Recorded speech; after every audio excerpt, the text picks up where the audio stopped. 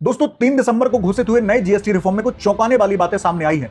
जहां सिगरेट और तंबाकू जैसे प्रोडक्ट को 28% जीएसटी के स्लैब से बढ़ाकर 40% की कैटेगरी में रखा गया है, वहीं बीड़ी जैसे प्रोडक्ट को 28% जीएसटी की कैटेगरी से घटाकर 18% जीएसटी में रखा है। वहीं बीड़ी बनाने में प्रयोग आने वाले तेंदू पत्ता को भी 18% जीएसटी से कम करके उस पर 5% जीएसटी लगाने का निर्णय सरकार ने लिया है। अब कुछ लोग सरकार से यह सवाल कर रहे हैं कि बीड़ी और सिगरेट दोनों में तंबाकू का इस्तेमाल होता है, तो फिर सिगरेट के रेट ज्यादा और बीड़ी के रेट कम क्यों किए गए। तो इस पर सरकार का स्पष्टीकरण है कि बीड़ी बनाने में जो इंडस्ट्री यूज में आती है उसमें जो मजदूर हैं भारत देश में लगभग उनकी संख्या 70 लाख के आसपास है। तो अगर हम बीड़ी पर रेट या जीएसटी ज्यादा करते हैं तो इससे उनके रोजगार पर बहुत बड़ा असर पड़ सकता है और सरकार को उनके लिए वैकल्पिक साधनों की तलाश करनी पड़ेगी। अब मेरा मानना है कि गांजा और अफीम बेचने वाले भी अपने रोजगार के लिए ही वो काम करते हैं, तो क्यों ना सरकार फिर उनके लिए भी इस तरीके की व्यवस्थाएं बना दे कि भैया आप भी सड़क पर निकलकर अब गांजा और अफीम बेच सकते हैं, क्योंकि इससे आपका रोजगार जुड़ा हुआ है। अरे सरकार को यह बात सोचनी चाहिए। सरकार के साथ साथ कुछ सामाजिक संगठनों ने भी इस प्रकार की मांग उठाई है कि बीड़ी बनाने वाले जो मजदूर हैं उनके रोजगार पर असर ना पड़े, इसलिए आप उस पर जीएसटी को कम कर दीजिए।